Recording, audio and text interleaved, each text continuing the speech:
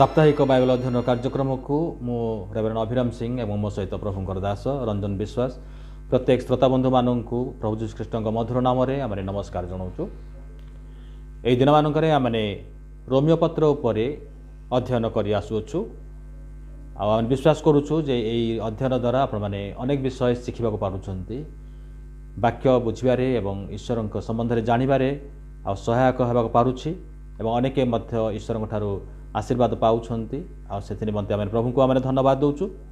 जदि आपण कौन मतामत थाए ताले निश्चित भाव में आम लेखि जनइबे बा वाक्य संपर्क में जदि कौन प्रश्न थाए से सब आम लेखि जनइले आमने खुशी हबु। आमने जदि आप प्रथम थर ये कार्यक्रम को देखुंत दयाकोरी सब्सक्राइब करूँ और लाइक करूँ एवं अन्य मान निकट में शेयर करूँ जेपरी अधिक अधिक लोक ये कार्यक्रम में सामिल हेबे और प्रभुंकर वाक्य को जानवा पारे और से जपरी मन परिवर्तन कर ईश्वर को ग्रहण करेंगे से निमंते आम कार्यक्रम आपणकर सहयोगर हाथ बढ़ातु आम निमंते प्रार्थना करूँ। आसु आज अध्ययन निमंते आमने रोमियो 3 अध्याय 1 ରୁ 8 पर्यंत पाठ करवा। रोमियो 3 अध्याय 1 ରୁ 8 पद पर्यंत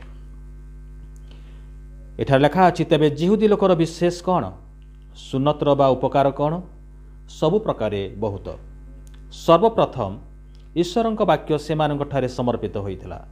तेबे कौन, जदि केही केही अविश्वस्त हेले सेमानंकर अविश्वस्तता कौन ईश्वरंक विश्वस्तता को निष्फल करिवो? ताहा केबे हे न हो, बरं प्रत्येक मनुष्य मिथ्यावादी हेले हेउ, किंतु ईश्वर सत्य बोली स्वीकार करा जाऊ। जेपरि लेखा अछि, तुम्भे आपणा वाक्य धार्मिक बोली जणाजिव, पुणी विचारित हेबा समय रे विजयी हेब। किंतु जदि आमानकर अधार्मिकता ईश्वरंक धार्मिकता सप्रमाण करे, तेबे आमाने कौन कहिबा? जो ईश्वर क्रोधरे प्रतिफल दियंती से कि अधार्मिक? मु मनुष्य भाव रे कहुअछि, ताहा केबे हे न हो, कारण ताहा हेले ईश्वर किपरि जगतर विचार करिवे। किंतु जदि मोहर मिथ्या द्वारा ईश्वरंक सत्य ताहांक गौरव निमंते प्रचुर भाव रे वृद्धि पाइला, ताहेले मु मध्य आउ काहींकि पापी बोली विचारित हेउछि। आउ भल फल फलिबा निमंते आस मंद कर्म करू, यह आम माने कहुअछु बोली जेपरि केही केही आमानकर ग्लानि करी कहंती, से परिबा काहींकि न करिबा, एमानकर दंड यथार्थ। आसु आमने प्रार्थना करिबा। प्रेमी स्वर्गवासी पिता, आमने धन्यवाद दउछु प्रभु जे तुमर से पवित्र वाक्य 2000 वर्ष तले तुम दास प्रेरित पाउलंक द्वारा तुम्हें प्रभु प्रकाश करिथिलो। जदियो प्रभु से रोमियो मंडली को लिखिथिले, किंतु पवित्र आत्मा आज आमानक निमंते ताहा संरक्षित करी रखिछंती। आज जतेबेले आमे पुस्तक को आमे पाठ करू, जेपरिक आज पाउल आमानकु कहउछंती, ईश्वरंकर वाक्य प्रति समय रे प्रतिटी जुगरे आउ समान, जो माने यह पाठ करती आ से माननकु यह कथा कहे। प्रभु आमे प्रार्थना करुछु, आज ये वाक्य मध्य आज श्रोता बंधु माननकु मध्य कथा कहू। से मानकर जीवन रे थिबा समस्त प्रकार अविश्वास, संदेह, अनेक प्रश्न, अनेक प्रकार विषय जहाँ से बुझी पारि नाहांती, से गभीर विषय गुड़ी को तुम्हें आज उन्मोचन कर, तुम्हें प्रकाश कर, वाक्य बुझीबारे तुम्हें साहाय्य कर। सब महिमा गौरव तुमको दे यीशुंक नाम रे मागिलु, आमेन।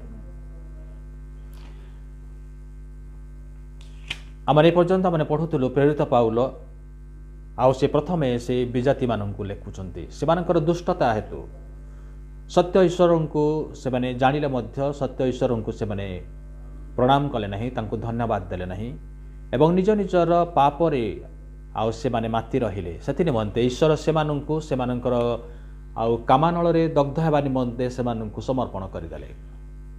तापरे प्रेरित पाउल मध्य कुहंती जे से माने तो सेमानकर पाप हेतु से माने मृत्युवरण करिवे, विनष्ट हेबे।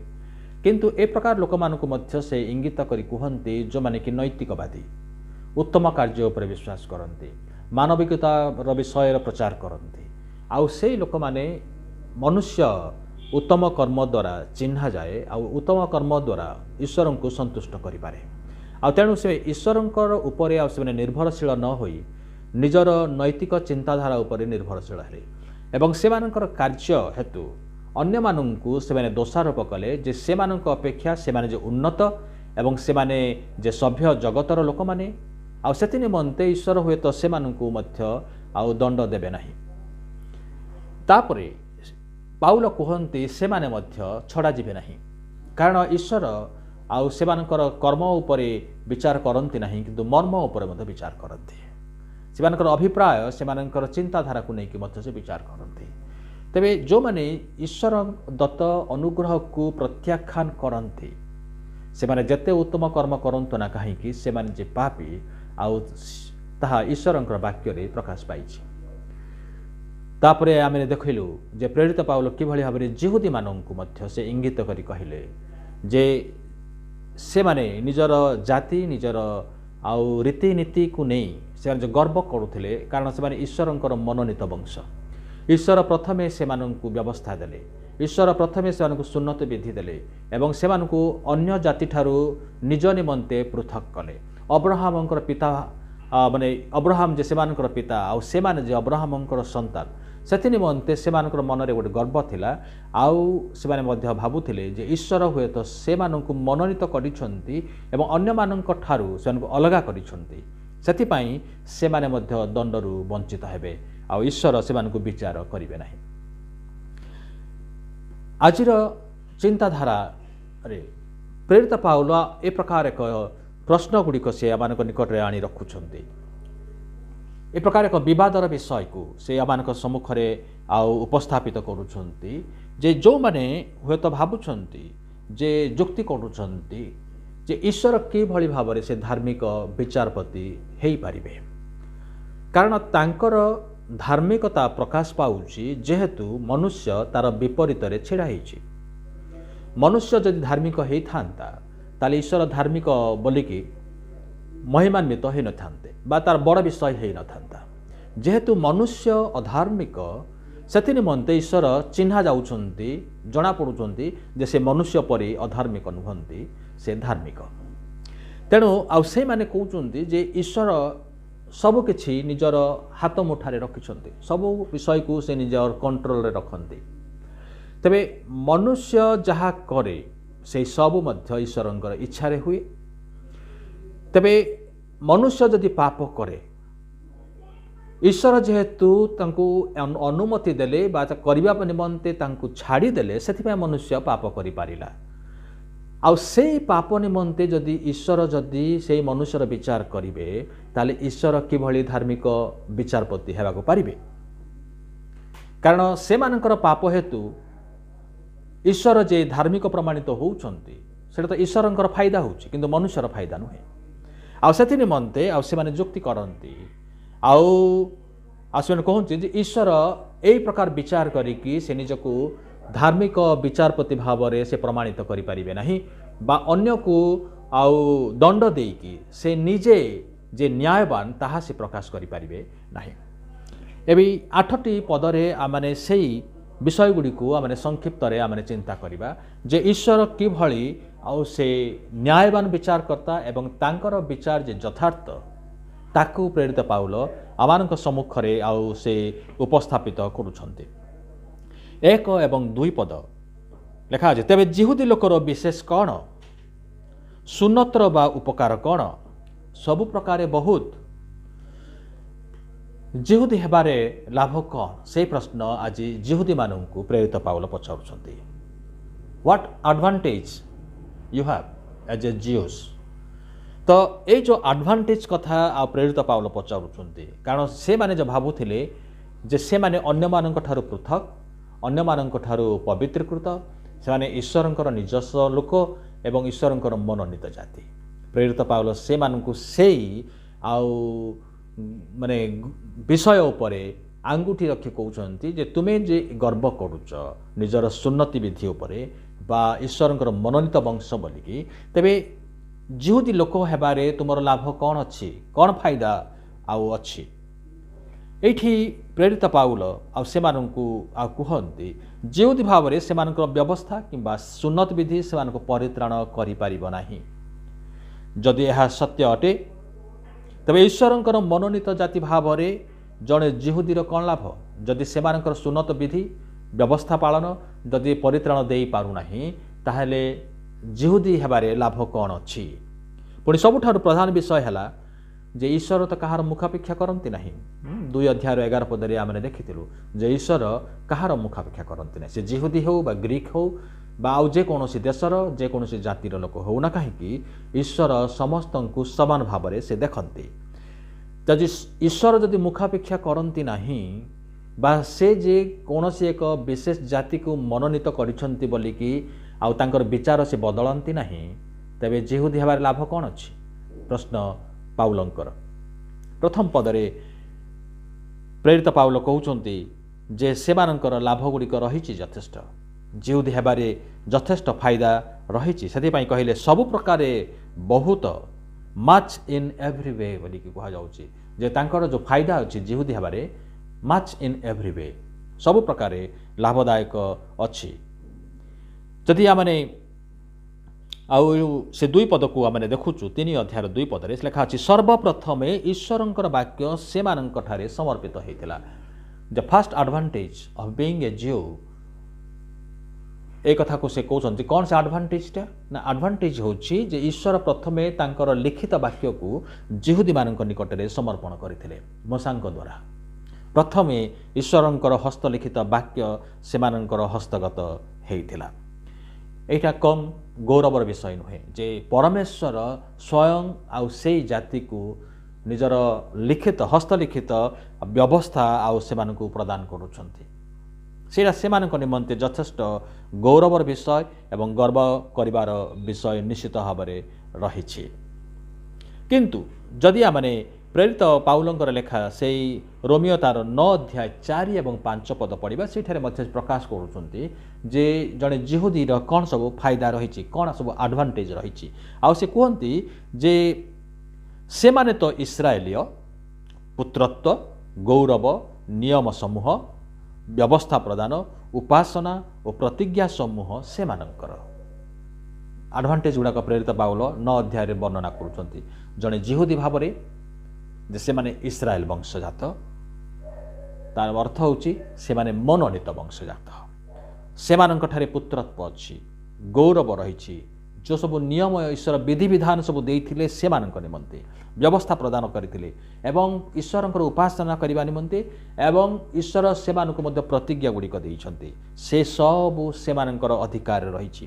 ଏବଂ ଲେଖା ଅଛି ପିତୃପୁରୁଷମାନେ ସେମାନଙ୍କର। ତାର ଅର୍ଥ ହେଉଛି ଯେ ଯେତେ ଆମେ ଭବିଷ୍ୟତ ବକ୍ତାମାନଙ୍କୁ ଦେଖୁଛୁ ବା ଈଶ୍ୱରଙ୍କର ମହାନ ଲୋକମାନଙ୍କ ବିଷୟରେ ଆମେ ଧର୍ମଶାସ୍ତ୍ରରେ ପଢ଼ୁଛୁ, ସେଇ ସମସ୍ତେ ସେମାନଙ୍କର ପିତୃପୁରୁଷମାନେ ଥିଲେ। ତେଣୁ ସେମାନଙ୍କର ଗୋଟେ ଗର୍ବର ବିଷୟ ରହିଛି ଯେ ଆମମାନଙ୍କର ପିତୃପୁରୁଷମାନେ ଏଇ ସବୁ ଲୋକମାନେ ଯେଉଁମାନେ କି ଈଶ୍ୱରଙ୍କର ମନୋନୀତ ଏବଂ ଈଶ୍ୱରଙ୍କ ଦ୍ୱାରା ବ୍ୟବହୃତ ଆଉ ଲୋକମାନେ ଥିଲେ, ଆମେ ସେମାନଙ୍କର ବଂଶଧର। କେତେ ଗର୍ବର ବିଷୟ। ତେଣୁ ପ୍ରେରିତ ପାଉଲ କହିଲେ ଆଉ ଶାରୀରିକ ଭାବେ ସେମାନଙ୍କ ମଧ୍ୟରୁ ଖ୍ରୀଷ୍ଟ ଉତ୍ପନ୍ନ ହୋଇଛନ୍ତି। ମସିହ ପରିତ୍ରାଣକର୍ତ୍ତା ସେଇ ଜାତିରୁ ଉତ୍ପନ୍ନ ହୋଇଛନ୍ତି। ସେଇ ସର୍ବାଧିପତି ଈଶ୍ୱର ଯୁଗେ ଯୁଗେ ଧନ୍ୟ, ଆମେନ୍। ତେବେ ଏଇ ଯେଉଁ ସବୁ ଆଡଭାଣ୍ଟେଜ୍ ଗୁଡ଼ିକ ରହିଛି ଆଉ ତାକୁ ଅସ୍ୱୀକାର କରାଯାଇପାରିବ ନାହିଁ। ତଥାପି ପ୍ରେରିତ ପାଉଲ ସେ ଆଗକୁ ବଢ଼ୁଛନ୍ତି 3 ଏବଂ 4 ପଦରେ, ଆଉ ସେ କହୁଛନ୍ତି ତେବେ କ'ଣ? ଯଦି କେହି କେହି ଅବିଶ୍ୱସ୍ତ ହେଲେ, ସେମାନଙ୍କର ଅବିଶ୍ୱସ୍ତତା କ'ଣ ଈଶ୍ୱରଙ୍କ ବିଶ୍ୱସ୍ତତାକୁ ନିଷ୍ଫଳ କରିବ? ତାହା କେବେ ନ ହେଉ। ବରଂ ପ୍ରତ୍ୟେକ ମନୁଷ୍ୟ ମିଥ୍ୟାବାଦୀ ହେଲେ ହେଉ, କିନ୍ତୁ ଈଶ୍ୱର ସତ୍ୟ ବୋଲି ସ୍ୱୀକାର କରାଯାଉ। ଯେପରି ଲେଖା ଅଛି, ତୁମ୍ଭେ ଆପଣା ବାକ୍ୟରେ ଧାର୍ମିକ ବୋଲି ଜଣାଯିବ, ପୁଣି ବିଚାରିତ ହେବା ସମୟରେ ବିଜୟୀ ହେବ। ତେବେ ଏଇଠି ଆଉ ପ୍ରେରିତ ପାଉଲ କହୁଛନ୍ତି ଯେ ଜିଉସ୍ ଅନବିଲିଭ୍ ଡାଜ୍ ନଟ୍ ମେକ୍ ଗଡ୍ ରଙ୍ଗ। ଜିହୁଦୀମାନଙ୍କର ଅବିଶ୍ୱାସ ଈଶ୍ୱରଙ୍କୁ ଭୁଲ ବୋଲି ପ୍ରମାଣିତ କରିପାରେ ନାହିଁ। ସେମାନେ ଯଦି ଈଶ୍ୱରଙ୍କୁ ପ୍ରତ୍ୟାଖ୍ୟାନ କଲେ, ମସିହଙ୍କୁ ପ୍ରତ୍ୟାଖ୍ୟାନ କଲେ, ତାର ଅର୍ଥ ନୁହେଁ ଯେ ସେ ମସିହ ନୁହନ୍ତି। ଯଦି ଜଣେ ଲୋକ ଈଶ୍ୱରଙ୍କୁ ଯଦି ବିଶ୍ୱାସ କରେ ନାହିଁ, ତାର ଅର୍ଥ ନୁହେଁ ଯେ ଈଶ୍ୱର ନାହାନ୍ତି। ଈଶ୍ୱରଙ୍କୁ ମନୁଷ୍ୟର ଅବିଶ୍ୱାସ ଭୁଲ ବୋଲି ପ୍ରମାଣିତ କରିପାରେ ନାହିଁ। ଜିହୁଦୀମାନେ ସୁସମାଚାରକୁ ପ୍ରତ୍ୟାଖ୍ୟାନ କଲେ, ତାର ଅର୍ଥ ନୁହେଁ ଯେ ସେମାନଙ୍କର ପ୍ରତି ଈଶ୍ୱରଙ୍କର ବିଶ୍ୱାସ ଯୋଗ୍ୟତା ବୃଥା ହେଇଛି ବା ଈଶ୍ୱରଙ୍କର କାର୍ଯ୍ୟ ନିଷ୍ଫଳ ହେଇଛି। ମୁଁ କହିବାକୁ ଚାହୁଁଛି जे जदि कौन लोक ईश्वर को विश्वास करने को इच्छा करे नहीं तद्वारा से ईश्वर को मिथ्या प्रमाणित करें नहीं। आज जदि कहीं ईश्वर वाक्य को अग्राह्य करी तांको विश्वास करने को चाहे नहीं से मानकर अविश्वास हेतु ईश्वर वाक्य भूल बोली प्रमाणित हो पारे नहीं बा सुसमाचार मध्य मिथ्या प्रमाणित हुए नहीं। मात्र मनुष्यर अधार्मिकता ईश्वर धार्मिकता को ही प्रकाश करुचे। से गोटे कथा आम देखुचु जे मनुष्य पापी से निमंते ईश्वर आवश्यक आउ से कथा प्रमाण करुचे जे पापी मानू परित्राण करने निमंते ईश्वर आगमन कले से मनुष्य रूप से आसिले सुसमाचार ताहा प्रकाश करुचे। तेबे आमने जेते आमने चेष्टा करबा आमने जे आमानकर अविश्वास आमानकर अधार्मिकतार कार्य आ ए समस्त द्वारा जदि आमने प्रमाण करने को चाहिबा जे ईश्वर नाहांती ईश्वर मिथ्यावादी बा आउ अन्य कौन विषय जदि आमने कहया चाहिबा से सब ईश्वर को भूल बोली प्रमाणित करि परिबो नाही। गोटे विषय हुए तो हो पार जे हुए तो जदि कहे जे जदि ईश्वर जदि सत्य ताहले मो जीवन रे तांकर प्रतिज्ञा गुड़िक कहीं सफल होना। तेबे से मानू ही आम पचारिबा जे निजक परीक्षा करी देख तेबे तुम जापर जे तुमे ईश्वर ठारू केते दूर रे रहिछ। जदि ईश्वर को तुम विश्वास करूना जे से अछंती तेबे तांकर प्रतिज्ञा को तुम केमती विश्वास करिबो। नंबर 1 जदि आम प्रतिज्ञा को आम क्लेम करुचु जे तांकर प्रतिज्ञा से जदि अछंती ताहले तांकर प्रतिज्ञा मो जीवन में सफल होना। प्रथम कथा आम को रेक्टिफाई करार आवश्यक रही निजक संशोधन करार आवश्यक रही जे मु प्रथमे तांकर प्रतिज्ञा को देखिबी नहीं किंतु से अछंती कि नहीं ताकू मते विश्वास करने को पड़ो। जदि से नाहांती ताहले तांकर प्रतिज्ञा मध्य मो पाई नुहे। जदि मु विश्वास करुछि जे तांकर अस्तित्व अच्छी से अछंती ताहले तांकर प्रतिज्ञा मध्य रही। तबे मु आज जो प्रश्न पचारुछि बा जदि कहीं प्रश्न पचारती जे ईश्वर प्रतिज्ञा गुड़िक मो जीवन में कहीं सफल हो नहीं। अनेके मध्य कहती जदि ईश्वर जदि अच्छी मते सुस्थ कर देखातु मु रोग में पड़ी आउ तुम्हें प्रार्थना कर आउ तांको नाम रे प्रार्थना कर आउ से मते सुस्थ करंतु। प्रथम विषय होची जे आमानकर प्रश्न को आमने सजाड़िबा आमने कारण जो प्रश्न आमने पचारुछु सेथिरे भूल रही जहाकू आमने मानुना हो जहाकू आमने विश्वास करूना हो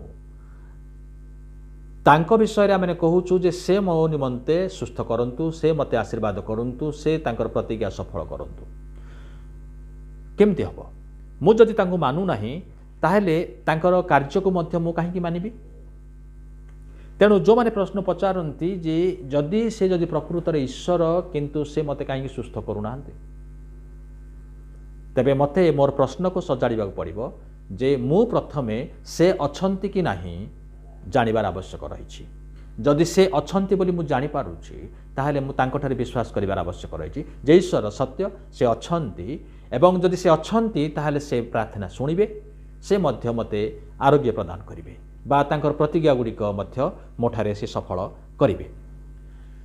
चारिपदरे प्रेरित पाउल कहिले ताहा केबे न हो बरं प्रत्येक मनुष्य मिथ्यावादी हेउ किंतु ईश्वर सत्य बोली स्वीकार करा जाऊ। तारी उपरे आउ स्पर्जन से टिप्पणी दे से कहते यह एक अद्भुत दृढ़ अभिव्यक्ति किंतु यह अधिक शक्तिशाली नुहे। जदि ईश्वर गोटे कथा कहती एवं जगतर प्रत्येक व्यक्ति अन्य कथा कहती तेबे ही ईश्वर सत्य बोली प्रमाणित हेबे आउ समस्ते मिथ्या बोली जणाजिबे कारण ईश्वर सत्य कहती से मिथ्या कहि पारंती नाही। ईश्वर अपरिवर्तनीय सेहीपरि तांको वाक्य मध्य अपरिवर्तनीय। जदि अन्य कहीं यह विश्वास करती नहीं तेबे मध्य आमको ईश्वरंक एही सत्य वाक्य को विश्वास करने को हब। जे ईश्वर को विश्वास करे नहीं तापाई सारा जगतर मतामत किछि माने रखे नहीं। अनेक समय रे आमने भाबु जे ए समस्ते जहाँ सब कहउछंती कौन से माने समस्ते मिछ कहउछंती।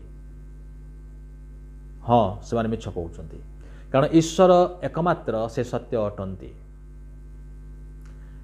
मनुष्य मिथ्या कहे जदिओ तांकर कथारे लागे जे से सत्य कहूची किंतु ईश्वर जदि ताकू कहउछंती से जहाँ कहउछंती से ठीक कहउछंती कारण से आउ समस्त विषय सृष्टिकर्ता तांको ठारू समस्त विषय उत्पन्न होइछि आउ से सृष्ट वस्तु सृष्टिकर्ता को चैलेंज दे कहि परिबो नहीं जे मु जहाँ कहूची मु ठीक कहूची किंतु जे निर्माणकारी से जानिछि से कोटा ठीक एवं कोटा भूल निर्माण वस्तु से कहि परिबो नहीं जे तुमे मते निर्माण करी मते भूल करिच बा एमती भाबरे मते निर्माण करिवार थिला किंतु निर्माणकर्ता से जाने जे से विषय को से कि भली निर्माण करिछि से ठीक भाबरे ताकू करिछि बा से भूल भाबरे करिछि केवल निर्माणकर्ता ही जानि पारे आ मनुष्य हिसाब रे जतबेले आमे सृष्टिकर्ता को चैलेंज करू जे तुमे मिथ्या कहूच कारण सारा जगतर लोक माने जो कथा को विश्वास करंती नाही आ सेई कथा को आमे केमती मानिबा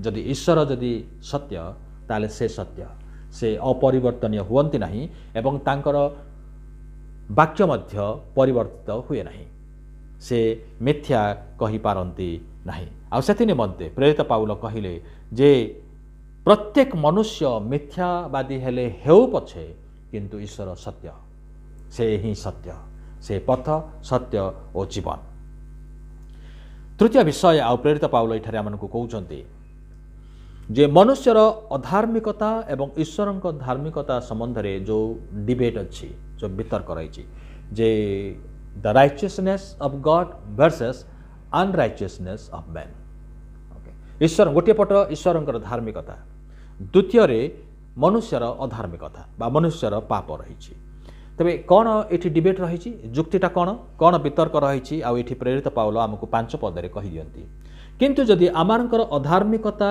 ईश्वरଙ୍କର धार्मिकता सप्रमाण करे तबे आम माने कोन कहिबा जो ईश्वर क्रोधरे प्रतिफल दियंती से कि अधार्मिक मो मनुष्य भाव रे कहूछि मो 7 पर्यंत पढुछि ताहा केबे न हो कारण ताहा हेले ईश्वर किपरि जगतर विचार करिवे किंतु जदि मोहर मिथ्या द्वारा ईश्वरଙ୍କର सत्य ताहांको गौरव निमंते प्रचुर भाव रे वृद्धि पाइला ताहेले मु मध्य आउ काहे कि पापी बोली विचारित हेउछि अनेकंकर एई होत प्रश्न थाई पारे जे मु कि भली भाव रे को ग्राउंड रे मु पापी बोली विचारित हेबी काहे कि ना मु जते बेले पाप करिछि मु केमती मु पाप कली जेहेतु ईश्वर मते एलाउ कले जदि से चाहि थांते से तो सर्वशक्तिमान से जदि निश्चित भाव में मते अटकई पारि थांते जने नरहत्या करूची ईश्वर कहीं चुपचाप रोचंती आउ ताकू नरहत्या करने को दौरान से लोक को मरवा को दौरान तो यही जो आमने उल्टा पुल्टा आमने प्रश्न पचारू एवं आमानकर कार्य को जस्टिफाई करने आमने चेष्टा करूँ जे मु जदि पाप करुच्ची मु भल करुच्ची कहीं ना जदि से प्रकृत ईश्वर अच्छी तांकर कार्य थिला जे मते बंद करिवार उचित थिला किंतु से कहीं बंद करूना मते कहीं विरोध करूना जड़े अपराध करुचे ताकू कहीं आउ विरोध करूना तेणु एठी आउ प्रेरित पाउल आउ से मानू कहउछंती जे मोहर मिथ्या द्वारा ईश्वरंकर वाक्य ईश्वर सत्य ताहांको गौरव निमंते प्रचुर भाव में वृद्धि पाइला माने ईश्वर मोर पाप कार्य को से भलरे परिणत करि पारंती जेमती माने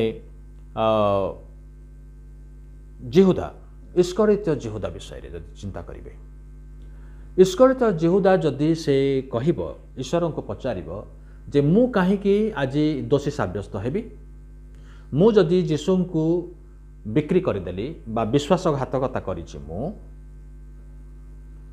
किंतु यीशु मते काहेकि मते अनुमति देले करिबा पय मते पठेइले धर मु विश्वासघातकता कली किंतु जदि विश्वासघातकता करि न थांती तांकु जदि मु शत्रु हस्ତରେ समर्पण करि देई न थांती यीशु कोन क्रूस को जाई थांते जदि यीशु जदि क्रूस को जाई न थांते तारे परित्राण कार्य तो हेई न थांता तेबे मोर पाप को जदि से भलरे परिणत करि पारंती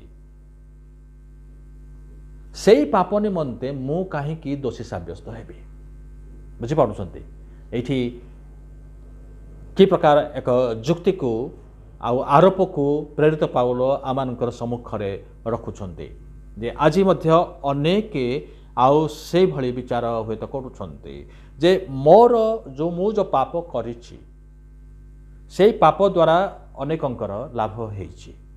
मु कार पैसा बलात्कार मु नहीं आसे, छड़े कि नहीं आसे, चोरी करिक नहीं आसे, किंतु मु तो निजे मु खर्च करू नाही, मु गरीब मानकु साहाय्य करूछि, असहाय मानकु मु साहाय्य करूछि, मु ताकू मारिली एथिपाई से दुष्ट लोक, सेथिपाई मु ताकू हत्या कली। तो सेई पाप करिबा द्वारा मु अनेकंकर मु उपकार करिछि। सेई पैसा मु चोरी करिबा द्वारा मु अनेक लोकंकु मध्य मु साहाय्य करिछि। तेबे एई जो पाप मु करिछि सेई पाप निमंते, जो पाप द्वारा अनेक उपकृत हेइछन्ति, सेई पाप निमंते ईश्वर केमिति विचार करिवे एवं मते अधार्मिक गणित करिवे। कारण मनुष्य ईश्वरंक हातरे गोटे पितुला मात्र। तो सेई पाप निमंते मते काहीकि आउ से दंड देबे। 7 एवं 8 पदरे प्रेरित पाउल माने 8 पदरे आउ भल फल फलिबा निमंते आस मंद कर्म करू, एहा माने कहूछु बोली जेपरि केही केही आमानकर ग्लानि करी कहन्ते से परिबा काहीकि न करिबा, एमानकर दंड यथार्थ, एमानकर दंड यथार्थ। जे सेमाने जो दंड पाइछन्ति ताहा वास्तव से माने पाइबा कथा। प्रेरित पाउल एठारे आउ से कहन्ति जे ईश्वर हुए तो जिहुदा को आउ से अनुमति देले बा ताक प्रतिरोध कले नाही, से यीशु को विश्वासघातकता कला। से ईश्वर विचार करती केवल कर्म रे नुहे, मनुष्य जो पाप कर्म करिछि सेई पाप कर्म पाई केवल ईश्वर दंड दियंती नाही, किंतु मनुष्य को से विचारित करती, विचार करती एथिपाई तांकर मर्म को, तांकर अभिप्राय, तांकर इंटेंशन कौन थिला जतेबेले से सेई पाप कला, से इंटेंशन को नहीं कि से विचार मध्य करती। जिहुदार क्षेत्र रे जिहुदा को आउ ईश्वर पचारिबे, ठीक अच्छी तुमे मते शत्रु हस्त रे समर्पण कल, सेटा कौन भल काम थिला? तो तुमे जतेबेले मते बिक्री करदेल तुमर इंटेंशन कौन थिला, तुमर उद्देश्य कौन थिला? तुमे कौन चाहिथिल सेई समय रे कि मोर ए अपराध सकाशो किछि क्षति हेब नाही, किंतु ईश्वरंकर शक्ति अछि ताकू से भलरे परिणत करिवे, आउ किछि गोटे भल विषय उत्पन्न हब, सेथिपाई मु करूछि। एई अभिप्राय रे तुमे मते बिक्री करदेल ना तुमर आउ कोनोसी अर्थलोभ बा आउ कोनोसी स्वार्थ केन्द्रिक विषय गुड़िक मध्य जड़ित थिला। जो माने पाप करती ताकू तार फायदा उठाइबा पाई से पाप करती, सेमानंकर गोटे मनरे गोटे अभिप्राय थाए, गोटे उद्देश्य थाए, आउ सेई उद्देश्य आत्मकेन्द्रिक सेल्फ सेंटर्ड थाए, आउ किछि लोभ थाए, आउ मध्य किछि गर्वर विषय थाए, दाम्भिकता थाए, ईर्षा थाए, तिक्तता थाए, आ विभिन्न प्रकार जो नेगेटिव विषय गुड़िक रही, आउ सेई गुड़िक ताकू पाप करिया पाई ताकू प्रवर्ताए। किंतु ता करी सारिला परे आउ से माने ताकू घोड़ेबा पाई से माने कुहंती जे एई पाप काहार अनिष्ट करी नाही, किंतु अन्य मानकर आउ निष्ठा जन्मेची, अन्य मानकर उपकार करिछि। किंतु प्रेरित पाउल से आमानकु आज कहि दियंती जे ईश्वरंकर शक्ति अछि जे मनुष्यर पाप को ताकू भलरे परिणत करिया पाई तांकर शक्ति रहिछि, से करंती। किंतु जो मनुष्य द्वारा से पाप हेइछि, अपराध हेइछि, से मध्य विचार रु खसी जाई परिबो नाही। कारण मनुष्य जो अभिप्राय नहीं कि से पाप करे, ईश्वर से अभिप्राय को जानती, तार उद्देश्य को जानती, तार मनोभाव को से पढ़ी पारती, से मर्मर परीक्षक अटंती। से निमंते आउ से 1 पदरु 1 अध्याय 2 अध्याय एवं ए पर्यंत आम देखुचु जे विजातीय मानू से इंगित कले तुमने मध्य खसी जाई परिबो नै, तुमे तो भ्रष्टतारे आउ तुमे बंदी हेइछ। से निमंते ईश्वर तुमको मनर भ्रष्टता निमंते तुमको पापरे समर्पण कर दी। से मध्य नैतिकवादी मान को कहती जे तुमे उत्तम कार्य करी निजको हुए तो आउ भल बोली साब्यस्त करिया पई चेष्टा करूच, किंतु अन्य मानू तुमे तुच्छ करूच, जे से मान ठारू तुमे जे उच्च मानर व्यक्ति आउ तुमे गर्व करूच। से निमंते ईश्वर तुमको मध्य छाड़िबे नहीं। से जिहुदी मानू आज इंगित करती तुमानकर व्यवस्था आउ तुमानू जो प्रतिज्ञा दि जाइछि, तुमानकर जो गर्वर विषय गुड़िक रही से गुड़िक तुमको परित्राण करि परिबो नाही। जो माने भावुछंती जे ईश्वर को दोषी करती, जे ईश्वर जदि चाही थांते ताहले मते ए पाप करने को दे न थांते, प्रिय बंधुगण ईश्वर आपण को गोटे पितुला भाव से सृष्टि करना से मनुष्य भाव ईश्वरंकर प्रतिमूर्ति रे से सृष्टि कर प्रत्येकंकर इच्छा निहित रही आमानकर करिवार इच्छा न करिवार इच्छा आमानक भितर रही आम जदि चाहिबा ताकू करिबा जदि न चाहिबा आमाने करिबा नहीं जदि चाहिबा आमाने विश्वास करिबा जदि न चाहिबा आमाने विश्वास करिबा नहीं कहीं प्रतिरोध करती नहीं तेबे आमानकर कार्य निमंते तार परिणाम मध्य रही आमाने जो प्रकार कार्य करू तार से प्रकार परिणाम रही से परिणाम मध्य आमानकु भोग करने को हब आथि प्रेरित पाउल एठारे कहउछंती जे कौन लाभ अच्छी जिहुदी है कि तुम कौन लाभ अच्छी नैतिकवादी है कि तुम कौन लाभ अच्छी जदि ख्रीष्ट केन्द्रिक है ना ईश्वर को जदि तुम्हें विश्वास करूना तांकु जो तांकर वाक्य को जदि अमान्य करूछ ताले तुम्हें मध्य छड़ा जीव नाही प्रभु करंतु आजिर ए संक्षिप्त ध्यान रे प्रभु आमान को देखई दियंतु जे आमान को मध्य रे कोन ए भली सब किछि प्रश्न रही कि ईश्वर को दोषी साब्यस्त करिया पय आम लागि पड़ीचु निजर दोष ढांकीबारे लागि पड़ीचु किंतु ईश्वर आमानंकु आमानकर भितरर विषय को से देखंती आउ से विचार करती प्रभु प्रत्येक को आशीर्वाद करंतु आसु आमे प्रार्थना करिबा प्रेमी पिता आमे धन्यवाद होछु प्रभु जे तुमे आमानकु एक गभीर वाक्य बुझिया पय तुमे सहाय्य करिछो जो माने वाक्य शुणिबे से मानकर अंतर तुमे कार्य कर आमाने जेते चाहू आमानकर पाप को घोड़ी ईश्वर को दोषी साब्यस्त करने आम कर आदम मध्य आ से प्रभु से भली कले तुम्हें देइथिबा स्त्री मते पापरे प्रवर्तेला आउ से प्रभु इनडायरेक्टली प्रभु तुमको दोषी साब्यस्त करने को चेष्टा कला से दिन ठारू प्रभु आज पर्यंत मनीष इनडायरेक्टली प्रभु ईश्वर को दोषी साब्यस्त करने चेष्टा करुच्ची किंतु तार पाप को घोड़ाई चेष्टा कर चली किंतु तुम्हें कहल जे मनुष्य पाप को घोड़े पार नहीं केवल गोटे पंथा रही जे जीशुख्रीष्ट रक्त ही समस्त पाप को आच्छादन करें प्रभु आज जो रक्त से कालवरी क्रूस झरुचे से रक्त रे प्रत्येक पाप को प्रभु तुम्हें धोई दियो कारण पाप मोचन निमंते केवल से गोटे पंथा आमानकर रही आउ से पंथा जीशुख्रीष्ट अटंते आ से जीशुख्रीष्ट को जानिबा जे अनंत जीवन से कथा जेपरी श्रोता बंधु माने जानिबे हृदयंगम करिवे प्रभु ए भली कृपा कर सब महिमा गौरव केवल तुमको दे जीशुଙ୍କ नाम रे मागिलु आमेन प्रभु प्रत्येक को आशीर्वाद करंतु नमस्कार।